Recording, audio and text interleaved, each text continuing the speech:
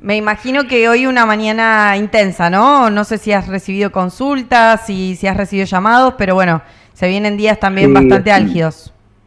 es un momento complicado y por supuesto hay reuniones, consultas, y discusiones sobre todo esto, así que no son días fáciles, Sí, me pero imagino. bueno.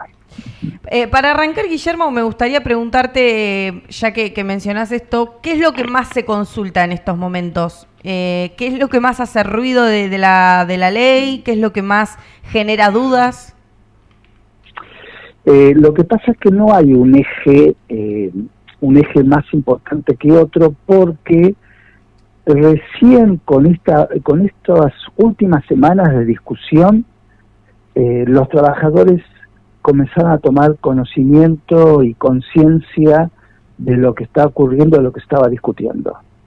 Yo diría que hasta hace 3 semanas, 4 semanas, no había una especie de estado de atención, pero sin tener en claro lo que se estaba discutiendo y cómo podía incidir en la vida de ellos.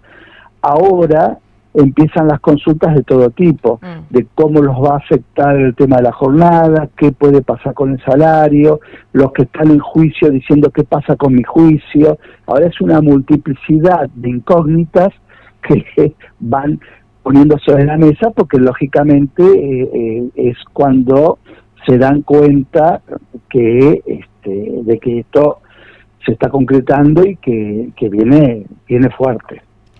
Sí, el otro día escuchaba a alguien que decía, y me parece bastante atinado, no sé si vas a coincidir, que esta ley, por ahí al tener tantos ítems y apuntar a tantos lugares distintos dentro del mundo laboral, medio como que la gente por ahí no, la gente del común de la gente, que por ahí no está tan inmersa en la actualidad y demás, medio que se perdía. En cambio, con el tema de las licencias y cuando se nombró el tema de tener cáncer o jugar al fútbol, algo tan básico, pero que repercutió tanto, medio como que ahí empezó a caer la ficha. No sé si vos lo sentiste así, que la discusión fue tan básica que se Claro. pudo meter en cualquier conversación.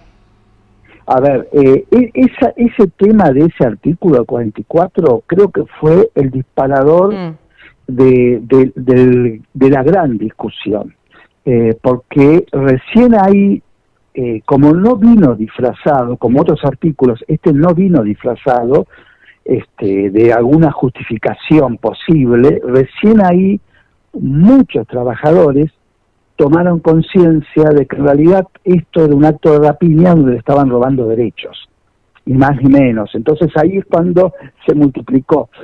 Ya unas semanas antes habían comenzado muchos trabajadores a rediscutir y a darse cuenta de que no era lo que se decía. A mí me tocó, hará 10 días atrás, una reunión con delegados de varias fábricas de un sindicato, y me llamaba la atención cuando yo les iba exponiendo lo que en realidad significaba la ley, la cara de asombro y de indignación.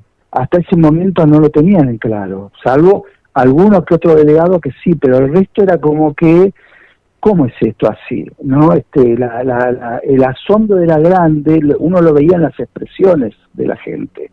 Bueno, creo que ahora sí llegamos a otra etapa donde va a haber más discusión, y creo que muchos trabajadores más indignación, cuando se den cuenta de que la ley está armada en función de los intereses de los grandes empresarios y en contra de ellos. Claro, claro.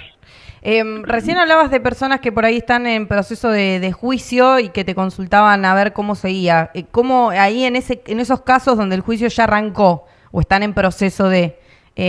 ¿cómo interfiere esta ley? Bueno, en el caso de los juicios en trámite, hay algunos artículos que van a dar lugar a discusión. Por ejemplo, lo insólito es que esta ley establece que cualquier trabajador que vaya a juicio después de que esta ley se apruebe, todavía no está aprobada, pero obviamente uno no cree que el Senado vaya a cambiar algo. Los juicios que se inicien después de esta ley, los créditos laborales se van a actualizar por costo de vida más una tasa del 3% anual. Algo que siempre se reclamó y que antes se establecía en casi todos los juicios. Ahora, lo insólito de esto es que para los juicios en trámite, que no tengan sentencia, la ley los separa y dice, bueno, a ellos no. A ellos van por una tasa de interés que es muy baja, la tasa de interés Banco Central es muy baja, y si el perjuicio es demasiado, que no se les rebaje más del 67% del costo de vida más el 3% anual. O sea que los juicios viejos cobrarían un 67% de lo que cobrarían en los juicios nuevos los trabajadores. ¿Quién puede justificar y dar un argumento por esto? No sé. Esto es una cosa insólita, arbitraria, caprichosa. Obviamente que esto ha sido también, como la reforma del artículo 44, actos de rapiña, de ver a ver si de paso rebajo algo lo que va a cobrar el trabajador, y probablemente se discuta la constitucionalidad de esta disposición, y creo que va a haber muchos jueces que van a decir que es inconstitucional, porque está violando desde el derecho a defensa de juicio hasta el derecho a la igualdad, ¿no? Que unos cobren de una manera y otros de otra. Pero bueno, estas son las cosas que la ley establece con respecto a los juicios en trámite. ¿Y vos con respecto a los nuevos juicios, establece la posibilidad de pago en cuotas. Yo creo que esto se va a declarar inconstitucional, pero habrá que ver qué es lo que se deciden los jueces después. No, una cosa es lo que opine el abogado y otra cosa es lo que decida un juez. Pero ahí va a haber otra discusión, porque si yo hice un juicio que duró varios años, los juicios laborales duran 5, 6, 7 años, lo gano y cuando me llega el momento de cobrar, la empresa le pide al juez pagarlo en 12 cuotas, ¿qué es lo que? Primero la espera, esto licúa totalmente el crédito, pero además de eso, ¿qué es lo que pasa? Si la empresa es una empresa chica y en la cuota 3 o 4 se mudó, y fue y desapareció, ¿quién me va a pagar el resto del crédito? A mi trabajador. ¿Me lo va a pagar el juez? ¿Me lo va a pagar el legislador? ¿Me lo va a pagar el ministro de Economía? Porque esto también son las cosas que puede llegar a pasar. Claro. No termino de entender cómo, lo que no termino de entender si es adrede o si es de desconocimiento, de que no saben, me inclino más por la primera que por la segunda, pero digo, de generar estos ítems en la ley que después puedan llegar a decantar en que se determinen inconstitucionales. ¿Cómo? No termino de entender. Ahí hay una cuestión que... los trabajadores vienen perdiendo derechos desde hace muchos años. En general las normas vienen en contra de los trabajadores y les van sacando de a poco algunos derechos. A partir de la asunción de este gobierno, el salto fue muy grande y con una característica muy particular. Se han dictado normas, primero el decreto 70-23, después la ley 27742 y ahora se intenta esta ley, que están, primero, pésimamente redactadas, con un gran desconocimiento del derecho, con problemas de técnica legislativa enormes, al punto de que, por ejemplo, la ley 27742 reitera un error que había en el decreto 7023, donde se confunde las asambleas de los trabajadores en la fábrica para discutir cualquier tema con el patrón, con la asamblea del sindicato para aprobar memoria y balance, algo que revela una ignorancia total del derecho colectivo, pues son dos cosas totalmente diferentes. Bueno, así está lleno de artículos con disposiciones muy burdas, muy arbitrarias, que probablemente van a dar lugar a una enorme litigiosidad, porque va a haber jueces que van a decir, yo esto no lo puedo aceptar. Pero son disposiciones muy burdas. Entonces, va a haber una discusión. Yo creo que no les interesa, que han puesto en una bolsa, en cada uno de estos proyectos de ley, ponen todo lo que se les ocurre que puede beneficiarlos. Lo del artículo 44, las licencias, fue, ya que estamos, pongamos esto también.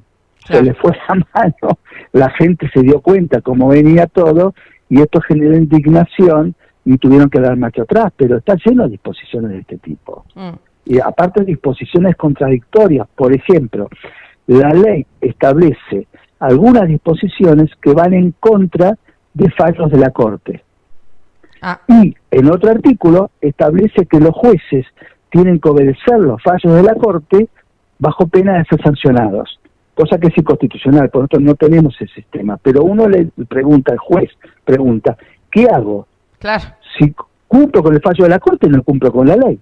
Si cumplo con la ley, no cumplo con el fallo de la Corte. Bueno, esto es lo burdo y lo absurdo de muchas de las disposiciones de esta ley.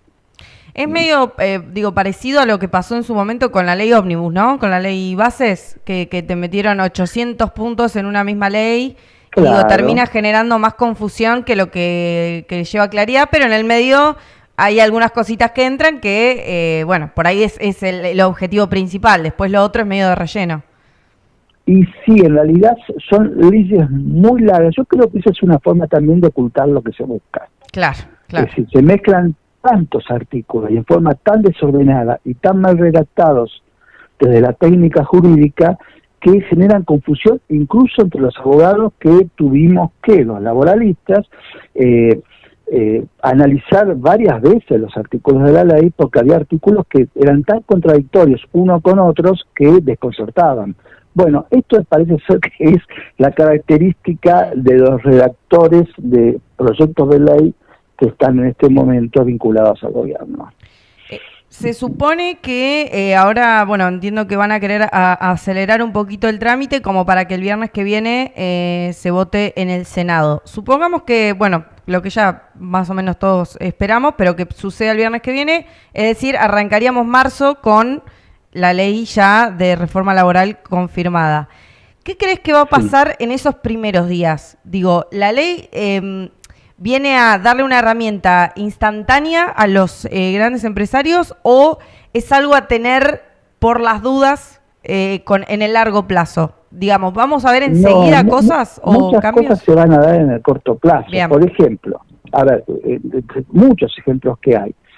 El empleador en una industria grande puede comunicar al personal que a partir del primer día del mes que viene, siempre hablando de que la ley ya esté vigente, sí, ¿no? Pero pongamos el primer día de abril, va a cambiar el sistema de jornada porque tiene algunos problemas en la producción y él va a decidir cuándo los trabajadores trabajan 6, 7 horas y cuándo trabajan 9, 10, 11 horas o 12 horas. Esto ya muchos empleadores lo van a plantear de entrada porque ya el tema de la jornada viene de una muy larga discusión, donde los trabajadores vienen resistiendo cambios arbitrarios, pero esta ley favorece la posibilidad de los empleadores de intentar ese tipo de cuestiones. Va a haber resistencia, va a haber conflictos, pero es difícil saber cómo va a evolucionar todo. Otro, por ejemplo, va a haber empleadores que van a plantear, yo te despido, pero te voy a pagar en base a lo que dice la nueva ley, donde hay algunos rubros que ya no se van a computar para el cálculo de la indemnización. Y esto va a ser con el primer despido que se disponga al día siguiente que entró en vigencia la ley. Claro. De ahí hay muchas cláusulas, por ejemplo, que los trabajadores, hay un accidente grave, una máquina le quitó una pierna, un brazo a un trabajador, está al borde de la muerte, los trabajadores se indignan, yo he pasado por ese tipo de experiencias, se indignan y llaman a asamblea. Y el empleador diga, no, señores, la ley prohíbe la asamblea si yo no le doy la autorización. Esto va a pasar y va a generar discusiones, conflictos, algunos conflictos los ganarán los empleadores y otros los trabajadores. Va a haber resistencia porque los trabajadores en nuestro país tienen una larga historia de resistencia, pero obviamente esta ley le da más fuerza a los empleadores. Claro. Y más a los que, digamos, a las empresas que tienen gran caudal de empleados, ¿no? Porque entiendo que a las empresas más chicas quizá no es tanta lo que las modifica. No, con las empresas chicas en general, el cambio, lo que pasa es que todo se ha distorsionado, porque toda la campaña que hizo el gobierno intencionalmente habló de pequeña y mediana empresa. Claro. El gobierno ocultó que para nuestra clasificación legal, una mediana empresa es la que factura ventas por 100.000 millones de pesos al año. Claro. 100.000 millones de pesos. Ese es el concepto de mediana empresa para nuestra normativa legal de una industria. Esto está en las páginas oficiales del gobierno, no lo digo yo, está en las páginas oficiales del gobierno. Una mediana empresa de servicios es la que cuenta con 530 y pico de trabajadores en su plantel. Entonces, hablan algo que en realidad la gente está pensando en el kiosco, en el mercadito que tiene 2 empleados. No, pequeña y mediana empresa es otra cosa distinta. Y las disposiciones que se aprobaron en realidad no tienen nada que ver con la realidad del kiosquero, del mercadito, del tendero, del carnicero, no tienen nada que ver. A ver, se prohíbe la asamblea. En un kiosco no hay asambleas. Se prohíbe, se establece la posibilidad de discutir convenios colectivos de empresa. Un kiosquero no puede discutir un convenio colectivo con un sindicato. No tiene, es absurdo. Se restringe y se quitan derechos a los delegados gremiales. En un kiosco, en un mercadito de 2 o 3 trabajadores, no hay delegados gremiales. Esto es así, por ejemplo, la ley anterior suprimió el castigo a uno de los principales fraudes que hay en este país, que es el uso abusivo de las agencias de servicios eventuales. Eso no es un fraude que hagan los pequeños comerciantes o empresarios, lo hacen las grandes empresas. Claro. Entonces, en realidad se hizo un discurso diciendo que era para algunos y en realidad era para otros, para los grandes empresarios. Pero es más fácil llegar a la población y convencer si yo estoy hablando del pequeño kiosquero, tendero, almacenero, que tiene 1 o 2 trabajadores, donde la gente puede sentirse solidarios con ellos y además la gente piensa, bueno, son los que facilitan mayor cantidad de puestos de trabajo. Pero no es así, esto no tiene nada que ver y es para las grandes empresas estas medidas.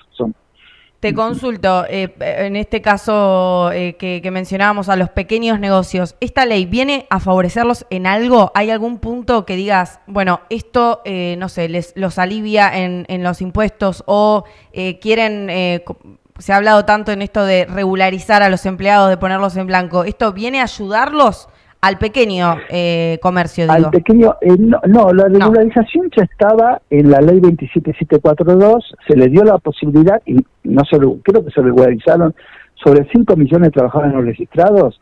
Yo no recuerdo exactamente la cifra, pero creo que se regularizaron a cerca de 15.000 o 20.000 trabajadores. Claro, nada. Entonces, para dar una idea de que esto no sirve, esto es falso, es un lenguaje mentiroso. ¿En qué los puede beneficiar? Yo tengo mis dudas. Por ejemplo, en la posibilidad del pago en cuotas de una sentencia. Eso podría llegar a ser que los beneficie al pequeño que tiene un trabajador que le hizo un juicio grande. Ahora bien, es muy probable que el abogado del trabajador plantee la inconstitucionalidad y que el juez, si llega a aprobar ese pago en cuotas, es probable que le exija hasta una garantía hipotecaria. Claro. Con lo cual le sube el costo de la sentencia enormemente. Pero el juez, yo tengo mis dudas que el juez finalmente diga, bueno, está bien, pagarlo en 12 cuotas, no hay problema, y no le exija alguna garantía, porque después se va a tener que hacer responsable. Entonces, sí, eso sí lo puede hacer el gran empresario, que le permiten pagar en 6 cuotas, y bueno, a Mercado Libre no le genera problema de una garantía de que va a pagar en 6 veces. Pero al pequeño empresario, al taller, no, yo creo que le genera, no le genera beneficios.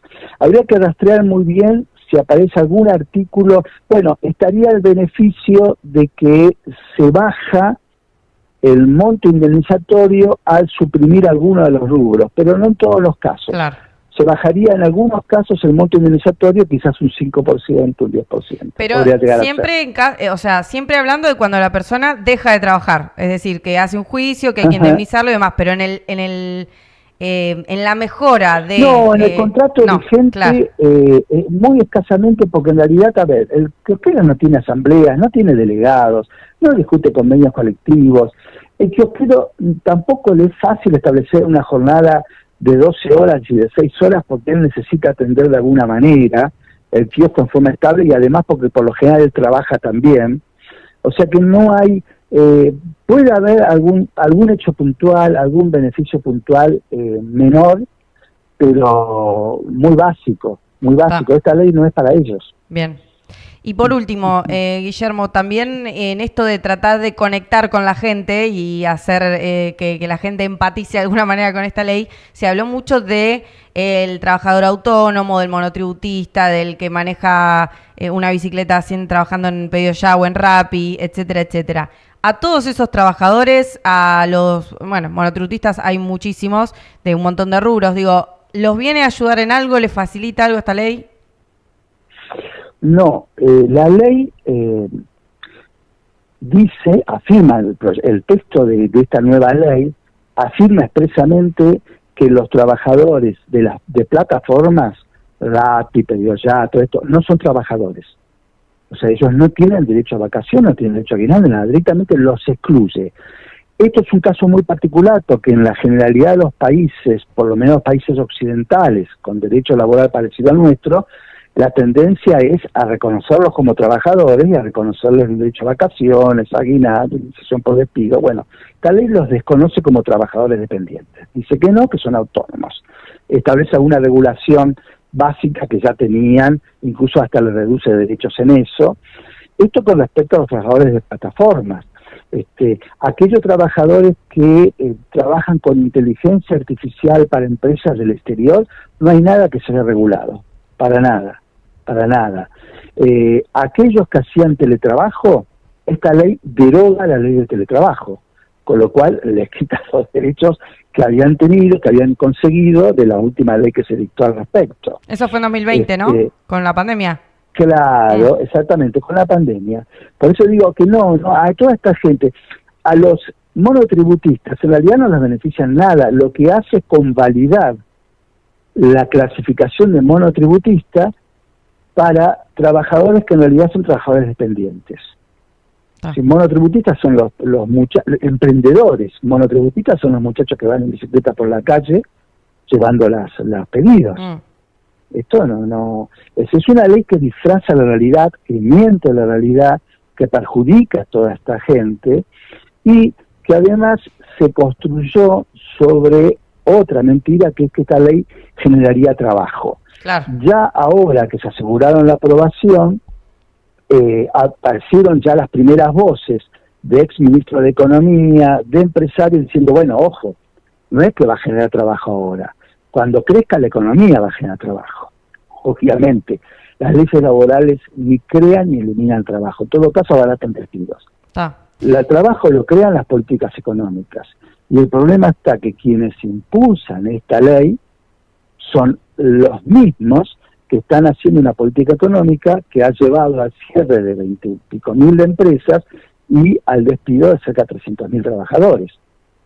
Son los mismos. Es la política económica la que destruye trabajo o genera trabajo, no la ley. ¿Te consultaron mucho sobre el Estatuto del Periodista? No, poco, porque en general derivo, yo tengo conocimiento, amistad con una de las abogadas de Cipreva. Bien. Con lo cual yo generalmente derivo, cuando es así que el Estatuto del Periodista es muy particular. Entonces, cuando recibo, yo he llevado algunos casos de periodistas, pero ya hace rato que no, y derivo a quien me merece confianza y sé que está especializado en el tema. Pero sí, también los periodistas pierden derechos, como también los viajantes de comercio, es decir, derogan todos los estatutos de este tipo, y en el periodismo van a desaparecer la indemnización especial, y bueno, no sé cómo va a quedar el tema de jornada con respecto, porque los periodistas tienen un sistema de jornada distinto al de la ley de contrato de trabajo. Claro. Pero no he recibido consultas al respecto. Bien. Guillermo, gracias, porque realmente fue una llamada muy esclarecedora, no muy contenta, no muy feliz, pero bueno, esclarecedora al fin, así que te agradecemos mucho por estos minutos y bueno, en algún otro momento te volveremos a molestar. No, al contrario, porque para nosotros es muy importante el espacio.